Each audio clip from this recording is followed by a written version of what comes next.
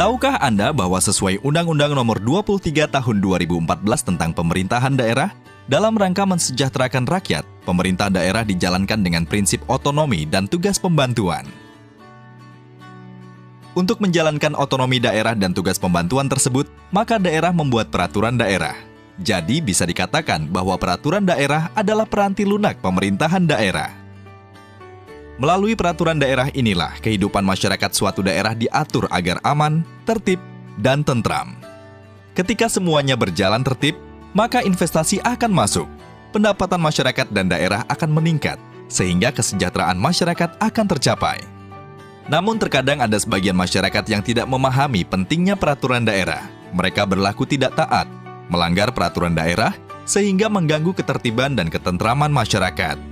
Akibatnya, investor menjadi malas untuk berinvestasi, sehingga berdampak tidak tercapainya kesejahteraan masyarakat.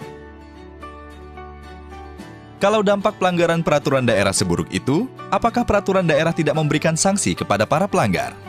Ada, yaitu sebagaimana yang diamanatkan pada pasal 238 Undang-Undang Nomor 23 Tahun 2014 tentang pemerintahan daerah.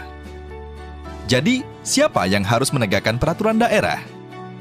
Sebagaimana pasal 255 ayat 1 Undang-Undang Nomor 23 Tahun 2014 tentang pemerintahan daerah, yang bertugas menegakkan peraturan daerah adalah Satuan Polisi Pamong Praja. Jadi seorang polisi Pamong Praja harus paham loh guys, bagaimana pola tindak, pola sikap, dan pola operasi yang harus dia lakukan dalam penegakan perda. Tapi perlu diingat ya, bahwa kewenangan Satuan Polisi Pamong Praja hanya menegakkan sanksi non-pidana di dalam peraturan daerah. Sampai sini, paham ya? Oke, kita lanjut lagi. Nah, kalau Satuan Polisi Pamong Praja hanya menegakkan sanksi non-pidana, lantas untuk sanksi-sanksi pidana, siapa ya yang menegakkan? Sesuai pasal 257 ayat 1 dan 2 Undang-Undang Nomor 23 Tahun 2014, yang menegakkan sanksi pidana perda adalah penyidik sesuai dengan ketentuan peraturan perundang-undangan dan penyidik pegawai negeri sipil atau PPNS. Terus, siapa yang dimaksud dengan penyidik pegawai negeri sipil tersebut? Yang dimaksud penyidik pegawai negeri sipil atau PPNS untuk penegakan perda adalah PPNS yang memiliki kawalan Undang-Undang Nomor 23 Tahun 2014. Oh, jadi sudah ada petugas yang menegakkan perda ya? Terus bagaimana petugas-petugas tersebut melakukan proses penegakan perda? Begini guys, dalam proses penegakan peraturan daerah, senantiasa harus dikedepankan persuasi dan tindakan non-justisial terlebih dahulu oleh Satpol PP ya, yakni melakukan sanksi-sanksi non-pidana seperti sanksi administratif, dibantu oleh Dinas Pemangku Peraturan Daerah. Kalau sanksi administratif sudah diberikan, namun masih saja melanggar, tindakan apa yang harus dilakukan? Jika demikian, maka Satpol PP akan melaporkan tindakan pelanggaran tersebut kepada PPNS. Selanjutnya, atas laporan kejadian tersebut, PPNS diperintahkan untuk bertugas menegakkan sanksi pidana atas pelanggaran yang dilakukan. Lantas, siapa yang memerintahkan penyidikan oleh PPNS? Yang memerintahkan adalah atasannya. Oleh karena itu, atasan PPNS seyogyanya adalah PPNS. Dalam hal atasan PPNS bukan PPNS, maka surat ditandatangani oleh PPNS diketahui oleh atasannya. Sebagai institusi yang diberi amanat untuk menegakkan perda, maka Satpol PP berfungsi sebagai koordinator dalam proses-proses penegakan perda di daerahnya. Karena perda memuat juga sanksi pidana yang harus ditegakkan oleh PPNS.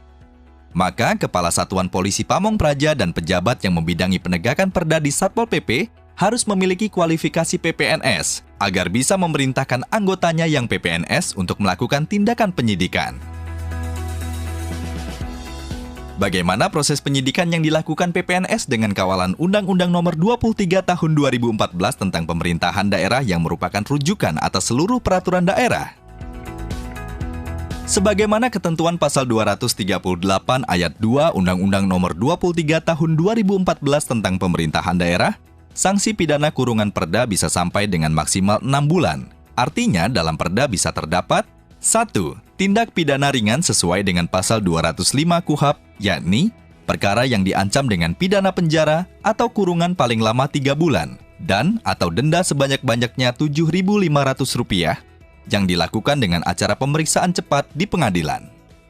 2. Tindak pidana di luar pasal 205 KUHP yang dilakukan dengan acara pemeriksaan singkat yang menurut penuntut umum, pembuktian serta penerapan hukumnya mudah dan sifatnya sederhana. Lantas bagaimana proses penyidikan terhadap pelanggaran perda yang memiliki sanksi pidana penjara atau kurungan maksimal 3 bulan atau kategori tindak pidana ringan tersebut? Proses penyidikan tipiring dapat dilaksanakan di kantor atau di luar kantor dengan pertimbangan penanganan yang cepat dan tuntas. Itulah kenapa ada istilah sidang di tempat, yakni pelaksanaan sidang yang dilakukan di tempat kejadian perkara, segera setelah dilakukan penyidikan oleh PPNS. Setelah PPNS menerima laporan atau aduan atau mengetahui langsung adanya tipiring, maka segera cari saksi, tersangka, dan barang bukti yang terkait kasusnya. Segera lakukan pemeriksaan singkat dan temukan unsur pasal yang dilanggar serta pengakuan tersangka. Dengan didukung keterangan saksi, maka penyidik segera menulis pada blanko tipiring. Untuk memperkuat keterangan dalam pemeriksaan, saksi atau terdakwa dan penyidik agar membubuhkan tanda tangan di blanko tipiring tersebut. Jangan lupa untuk mencatat jenis barang bukti yang telah disita. Apabila tersangka tidak bersedia menandatangani blanko acara pemeriksaan, uraikan secara singkat alasan-alasannya di lembar belakang. Jika penyidikan sudah selesai, penyidik harus memberitahu kepada terdakwa untuk hadir dalam sidang tipiring sesuai waktu yang ditetapkan. Di persidangan, PPNS yang bertindak sebagai penyidik pelanggaran tipiring tersebut atas kuasa undang-undang bertindak selaku penuntut umum terhadap terdakwa, sehingga harus mengikuti sidang sampai dengan ditetapkannya vonis oleh hakim. Terus, bagaimana dengan proses penyidikan pelanggaran perda yang non-tipiring?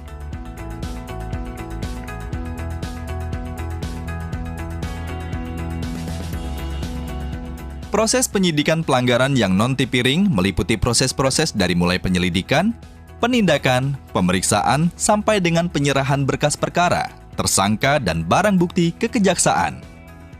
Untuk proses penyelidikan, selalu libatkan Pol PP ya, karena sesuai pasal 255 ayat 2 huruf C, Undang-Undang Nomor 23 Tahun 2014, Pol PP memiliki kewenangan untuk melakukan tindakan penyelidikan terhadap warga masyarakat, aparatur, atau badan hukum yang diduga melakukan pelanggaran atas perda dan atau perkada. Selanjutnya adalah proses penindakan yang meliputi pemanggilan, penangkapan, penahanan, penggeledahan, penyitaan. Ingat ya, selalu lakukan koordinasi kepada Korwas PPNS setempat untuk bantuan-bantuan teknis, utamanya yang tidak bisa dilaksanakan sendiri oleh PPNS, seperti misalnya penangkapan dan penahanan, penggeledahan, maupun penyitaan. Ingat, lengkapi juga dengan persyaratan izin dari ketua pengadilan setempat untuk tindakan-tindakan yang memerlukan persyaratan tersebut. Proses selanjutnya yakni proses pemeriksaan merupakan kegiatan untuk mendapatkan keterangan, kejelasan, dan keidentikan tersangka dan atau saksi dan atau barang bukti, maupun tentang unsur-unsur tindak pidana yang telah terjadi, sehingga kedudukan atau peranan seseorang maupun barang bukti di dalam tindak pidana tersebut menjadi jelas dan dituangkan dalam berita acara pemeriksaan. Ingat ya guys, peran kegiatan pemeriksaan dalam penyidikan merupakan penentu keberhasilan penyidikan secara menyeluruh. Oleh karenanya perlu pendekatan, pengetahuan, dan keterampilan dari pemeriksa. Pada saat proses penyidikan, PPNS juga dapat menghentikan penyidikan asal mempunyai alasan yang cukup sesuai pasal 109 ayat 2 KUHP, yakni 1. Tidak terdapat cukup bukti. 2. Peristiwa tersebut bukan merupakan tindak pidana. 3. Proses penyidikan dapat dihentikan demi hukum oleh karena tersangka meninggal dunia. Tuntutan pidana telah kadaluarsa. Pengaduan dicabut apabila delik aduan tindak pidana tersebut telah memperoleh putusan hakim yang tetap dan pasti atau nebis in idem. Guys, dalam penyidikan yang tidak kalah penting adalah pendataan dan pencatatan secara tertib dan teratur. Hindari kesalahan dalam pengisian blanko-blanko atau formulir-formulir. Distribusikan dan arsipkan seluruh administrasi penyidikan secara tertib dan teratur. Kalau perlu, tunjuk staf yang khusus menangani administrasi penyidikan. Setelah semua berkas perkara penyidikan selesai, maka harus segera disampaikan kepada penuntut umum melalui Korwas PPNS untuk selanjutnya diteliti bersama oleh Korwas dan PPNS. Kalau hasil penelitian masih belum sempurna, maka Korwas PPNS mengembalikan kepada PPNS disertai petunjuk tertulis. Kalau sudah sempurna, diteruskan kepada penuntut umum dengan surat pengantar dari Korwas PPNS tembusan ke PPNS yang bersangkutan. Jika kemudian oleh jaksa penuntut umum berkas dinyatakan lengkap atau P21, maka tugas penyidikan telah selesai. Inilah proses penegakan perda yang dilakukan oleh PPNS. Tapi ingat ya guys, indikator keberhasilan PPNS dalam menegakkan perda bukan banyaknya pelanggar perda yang diproses dan diselesaikan kasusnya. Namun, dengan dilakukannya penegakan perda tersebut akan meningkatkan kesadaran masyarakat agar patuh terhadap aturan. Apabila masyarakat sudah patuh terhadap aturan, kondisi daerah akan dinamis, yang memungkinkan pemerintah daerah dan masyarakat dapat melakukan kegiatan dengan tentram, tertib, dan teratur. Dengan demikian, investor akan masuk, sehingga kesejahteraan masyarakat pun akan terwujud.